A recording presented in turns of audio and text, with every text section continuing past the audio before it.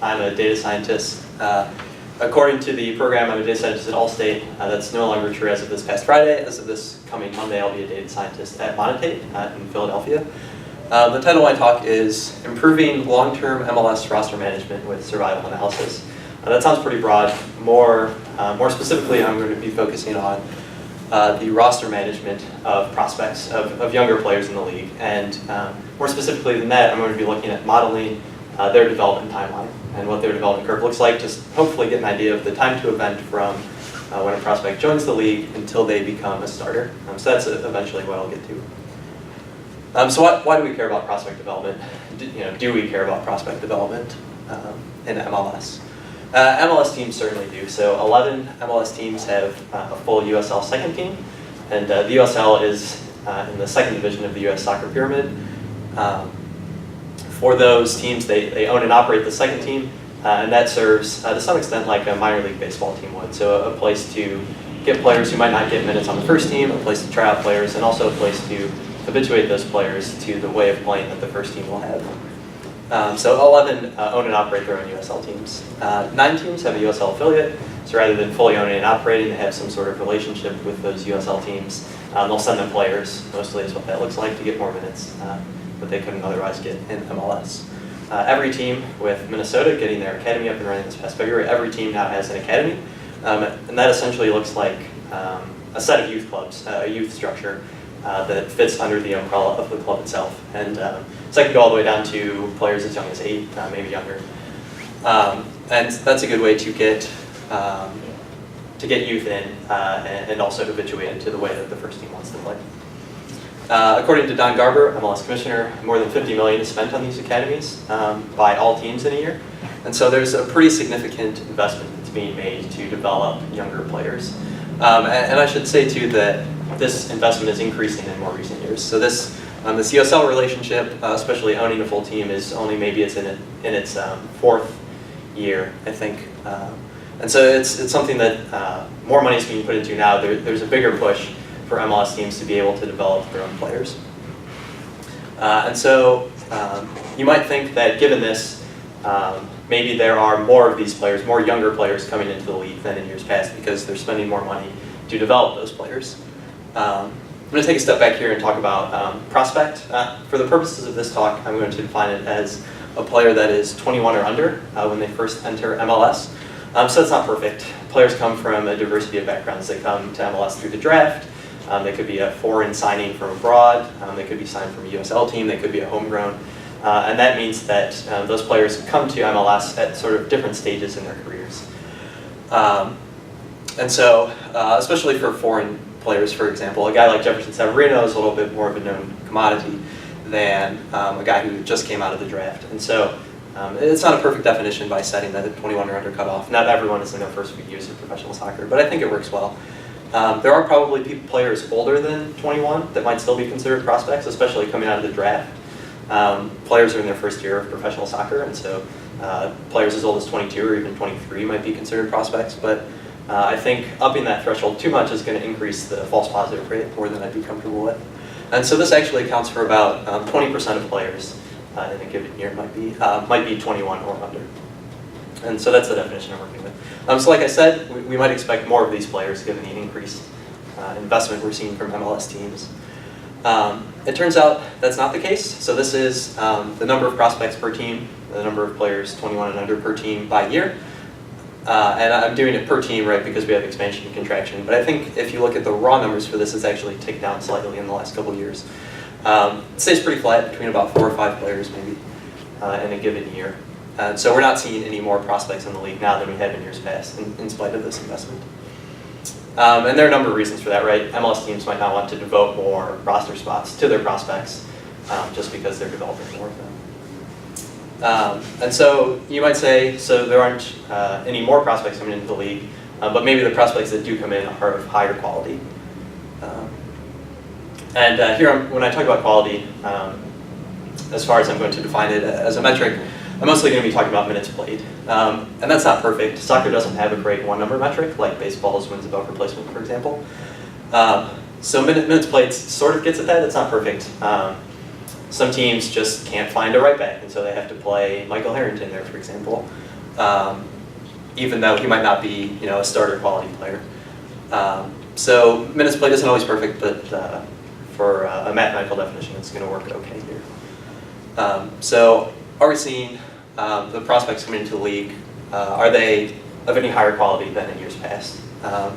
And I should say it's almost certain that they're of higher absolute quality. Players joining the league in 2017 at that age are almost certainly better than they were 10 years ago. Players 21 and under. But they're not necessarily playing more minutes. And so this chart shows the percentage of prospects in the league that are playing more than the league average of minutes. And here I'm using the league average as the threshold, but sort of if you put it anywhere, the 70th percentile, the 30th percentile, we're not seeing any more prospects playing more meaningful minutes than in years past. We're at least not seeing a sustained trend in spite of that investment.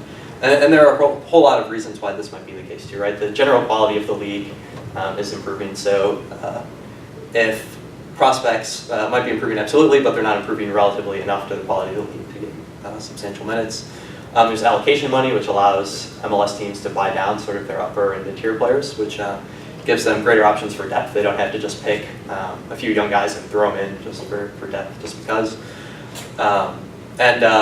And so I think we're probably still a few years out before we start to see real dividends on that investment in youth. The other thing too is that this is league-wide, so there are definitely certain teams that are starting to see the benefits of their investment in younger players, but that's going to come out in the wash here when we look across the league, that percentage of players. So I think this represents an opportunity for growth. We're not seeing any more prospects than years past. We're not necessarily seeing better prospects than years past relative to the league on the whole. So I think this can be improved, and I think it will improve in the next few years as some of those investments start to get returns. So I want to take a couple minutes now to talk about what typical development, what a timeline, what a development curve looks like for a player in MLS. Specifically, I want to look at the time from the time a prospect joins the league until they become starter quality. And what that curve looks like, what the probability that is happening in year one, what the probability that happens by year two, and so on. I'm going to define starter quality here. Players that play in the 65th percentile of minutes or higher, I'm going to say are starter quality, and so that's about 9 or 10 players per team. If anything, that might be a bit permissive. Maybe we could be a little more restrictive there. I'm throwing goalkeepers out because their development curves are going to look substantially different. You can only play one goalkeeper, whereas if you have a couple of midfielders that are good, you can find a lineup that makes use of both of them. So ignoring goalkeepers, it's at about 9 or 10 players per team, which maybe is a little high. Each team probably has a couple guys that are more like fringe starters. They get scenario starts, they get spot starts. Maybe they start half the team's games in the season. But I think I'm comfortable at that level. And the other thing I'm going to do is say that once a player becomes a starter, hits this threshold in a given year, henceforth they're considered starter quality. I'm using survival analysis, so there's not going to be any Lazarus effect. A player can't die once he hits starter quality in 1 year.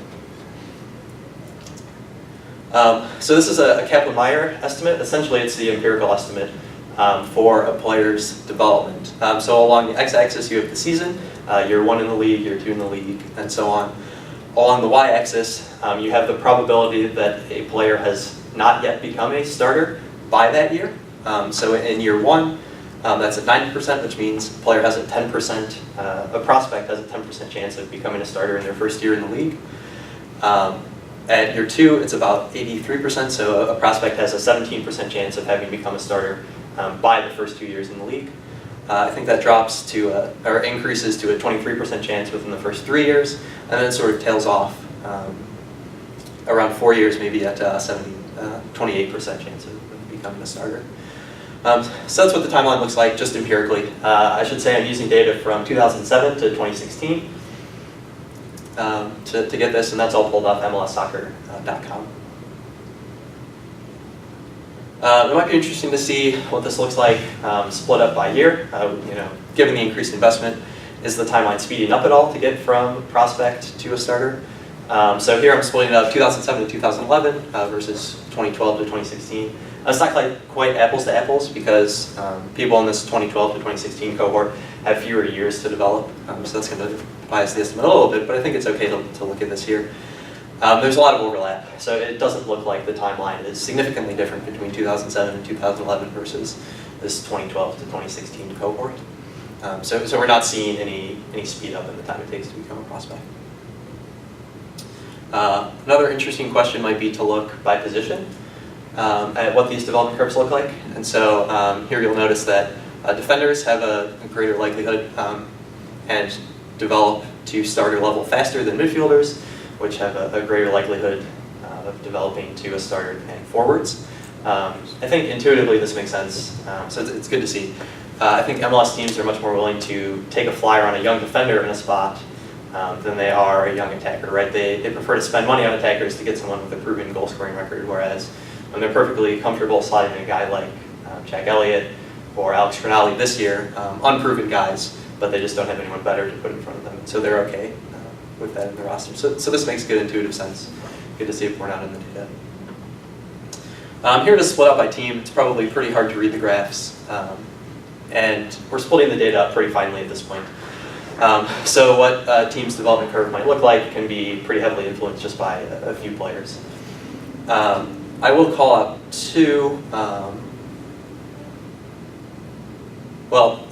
Seattle Sounders and Sporting Kansas City seem to have a decent track record of developing prospects, and that shows up here. The other thing to point out is that these hazards aren't proportional, which will matter for the actual modeling.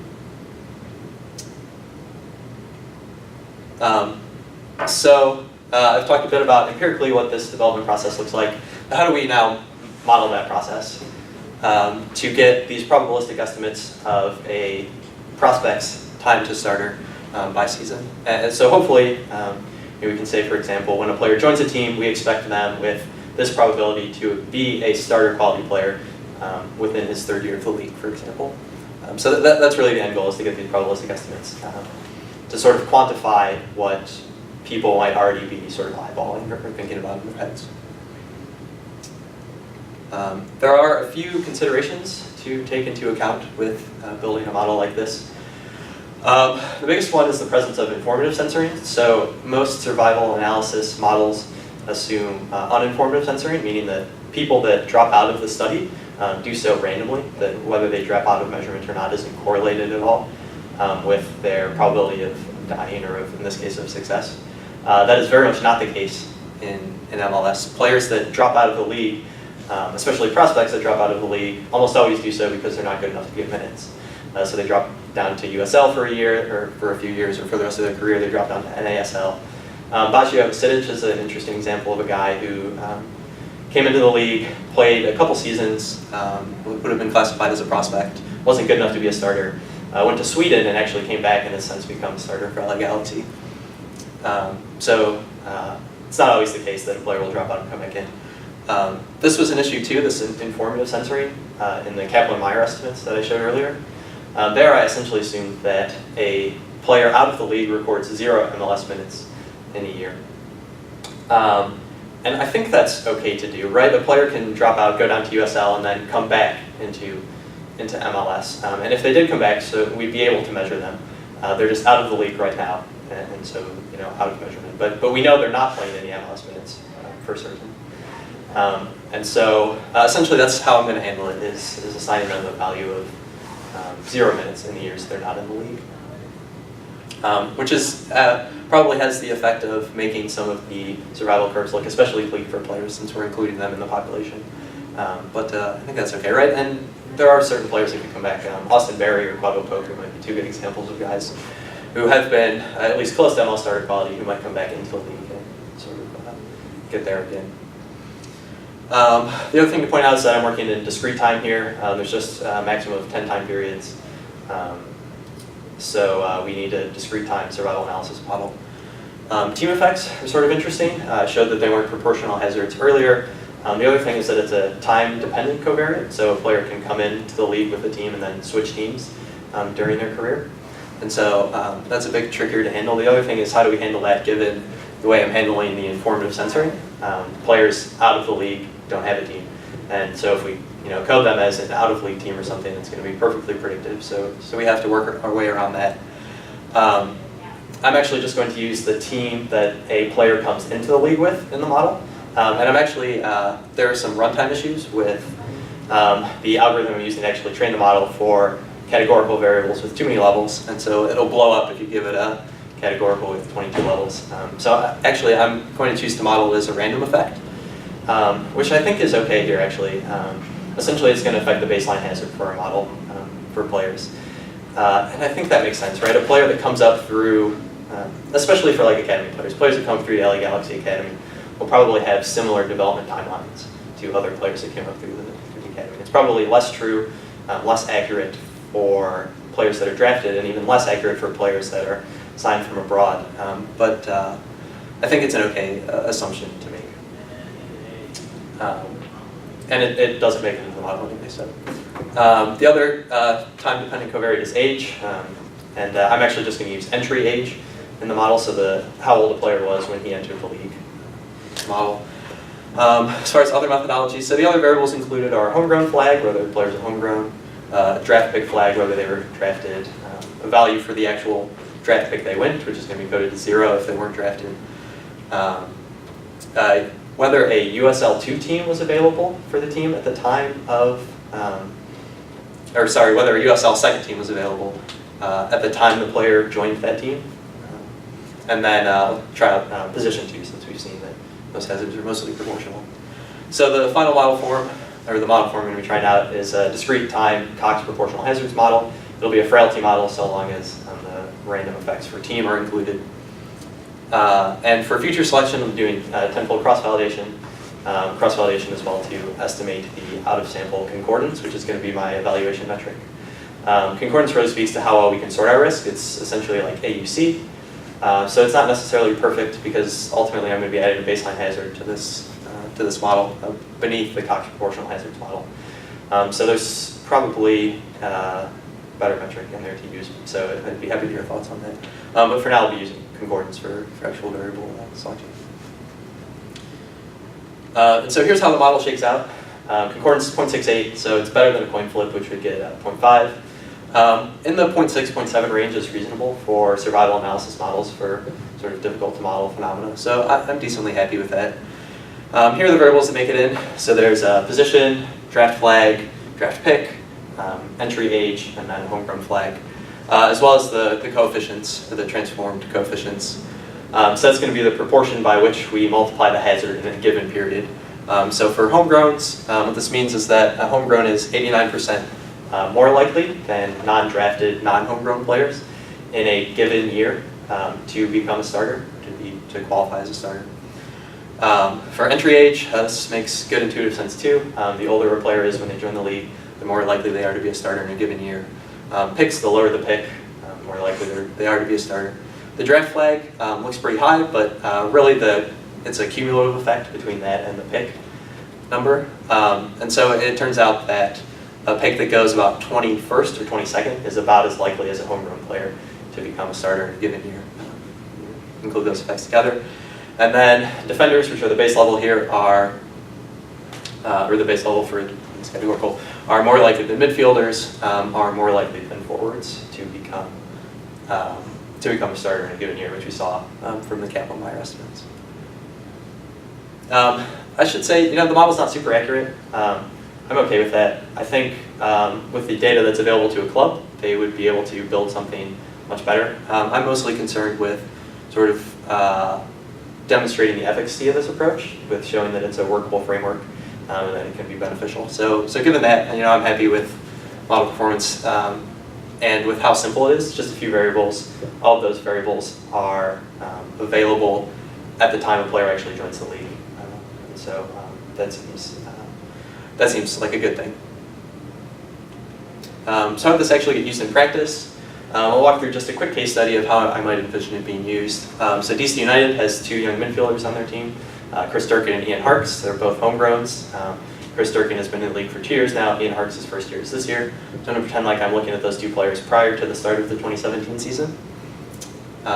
And DC United's team in general needs some work. So it might be an open question of whether they need to add central midfield pieces where these 2 players play, whether they need to add central midfield players just for the short term, or whether they need to still think about long-term players, even though they have 2 prospects, sort of as a way to hedge their bets on on the development of these two guys. So you put them into the model. The baseline hazard here is the Called/Prentice baseline hazard, which is sort of canonical for discrete time survival analysis. So that's what I'm using here. And then you can combine these. So this is the survival curve for the probability that at least one of them becomes a starter. I also looked at the probability that both of them would become a starter, and that was pretty bleak, so I thought this would be more interesting to share. And so if you look, there's about a 15% chance by this model that at least one of Harks or Durkin will be a starter within the first 3 years in the league. Knowing what we now know, it looks like Harks is going to be a starter this year, but it's interesting to think about the probabilistic estimate nonetheless. I should say too, I'm assuming those two curves are independent when combining them. That's probably not the case, right? They don't play exactly the same position, but it could be the case that they'll take minutes from each other in a season, and so that would bias this estimate. The other thing is that the team effect of DC United, if DC United is better at developing their prospects than the average team, this will be a bit of an underestimate as well. So I've treated them as independent, but that's not necessarily the case. A few other thoughts on other applications. I think I'll speak to the third bullet point. This sort of thing could get applied to other similar applications. So maybe instead of looking at the time from a player joining the league until they become a starter, look at the back end. Say you've signed 34-year-old Kaká. How long does he have left in the league before he can't give you a starter number of minutes? That'd be cool to apply something like this in academies. Looking at the Kaplan-Meier estimates could give you a good estimate of It's sort of a thermometer on the health of the academy. Are your cohorts moving through from U13 to U17, for example, at the rate you would expect them to, or at the rate you would like them to? I've always thought it'd be cool to use like coaching written evaluations or scouting evaluations. Just throw those into like an LDA and then take the topics that result and add them as covariates in the model. Could be something neat. So, and then prospect acquisition too. If you can get an accurate enough model that can inform draft picks. If you need a player to start right away, then you can have a good idea of what the likelihood of that is. Whereas if you are comfortable taking a player and allowing him to develop, they can inform that as well. Maybe especially for expansion teams who just need players on their roster rather than to fill any specific needs. A few links, all the code and the data is up on GitHub, so you can check that out. I'll get the slides in there shortly. A few other people have done similar analyses. There's one on baseball on career lifespans in the 1900s, one on NFL career lifespans. This last one here is interesting. It's a link to an abstract for a paper that will be presented at KDD this year. And it's people, the authors doing essentially what I just did, but applying it in the workplace. So the probability someone who joins a company becomes a manager or gets a raise or a promotion in the next 4 or 5 years, which seemed interesting. So if you happen to be a KDD, that might be something interesting to look at. And I think that's it. Questions?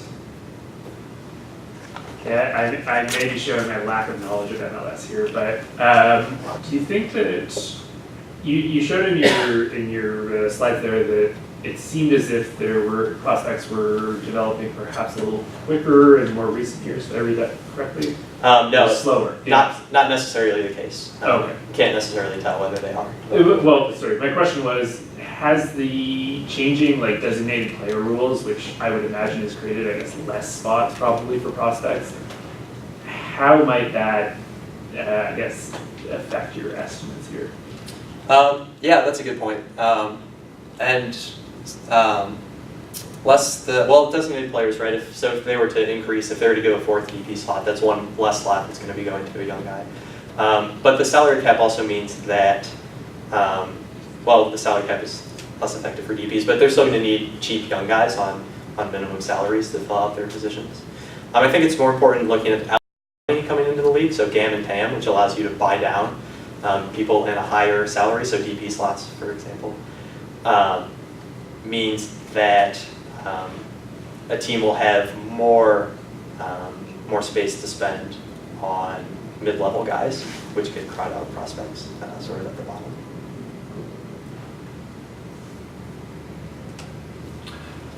Any consideration in terms of how good a team a prospect is playing for? I'd imagine teams that are on the positive side of the standings probably tend to have slightly more established players. So it might be less likely for a prospect to be able to fight for time in that situation. Yeah, that's a really good thought, and that would be a way to get around sort of worrying about passing just the categorical for a team, right? You could use how good the team is. You could use sort of some measure of like historical propensity to develop prospects. That's probably a play here. Yeah, I didn't look at it yet, but it would be something to go to for the future. And the other thought was there no significance to having a USL team? Is that what I said? Yeah, neither statistical significance nor an improvement to concordance. But the flag isn't for whether they played with the USL team, just for whether there was one that existed. So that's going to be correlated to with strength of the team, right? The Toronto FCs and LA Galaxies of the world have these second teams, and teams lower on the rung might not necessarily.